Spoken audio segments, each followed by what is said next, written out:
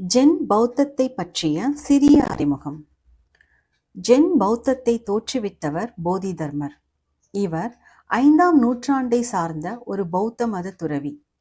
இவர் தமிழ்நாட்டில் காஞ்சிபுரத்தை ஆண்ட 2ஆம் கந்தவர்மன் என்ற பல்லவ மன்னனின் 3வது மகனாக பிறந்தார்.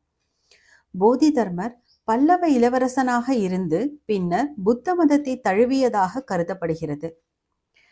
அவரின் குருநாதர் பிரக்யதாராவின் உத்தரவுப்படி சீனாவுக்கு பயணம் மேற்கொண்ட போதிதர்மர் அங்கே மகாயான புத்த வம்சத்தை பரப்பியதாகவும் 150 ஆண்டுகள் உயிரோடு இருந்ததாகவும் சீன வரலாறுகள் கூறுகின்றன. ஜென் தத்துவங்களின் தந்தை போதிதர்மர். ஜென் தத்துவங்களை சீனாவிற்கு கொண்டு சென்ற புகழ் இவரையே சாரும். போதிதர்மர் சீனாவின் ஷாவலின் குன்ஃபு என்னும் தற்காப்பு கலையை அறிமுகப்படுத்தியவர் என கருதப்படுகிறார்.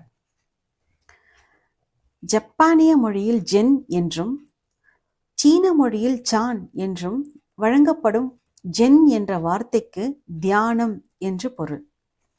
ஒருவர் ஏற்கனவே தான் ஒரு ஞானம் பெற்றவர் என்பதை ஆழமாக உணர்ந்து கொள்வதன் மூலம் ஞானம் அடையப்படுகிறது என்று ஜென் கற்பிக்கிறது. இந்த விழிப்பு மற்றும் விழிப்புணர்வு படிப்படியாகவோ அல்லது ஒரு நுண்ணறிவின் மின்னலாகவோ நிகழலாம்.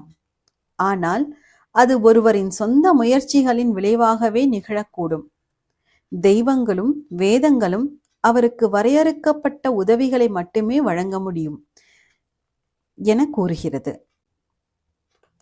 புகழ்பெற்ற இந்த ஜென் தத்துவங்களை சிறு கதைகள் மூலமாக காலம் காலமாக சொல்லப்பட்டு வந்திருக்கின்றன.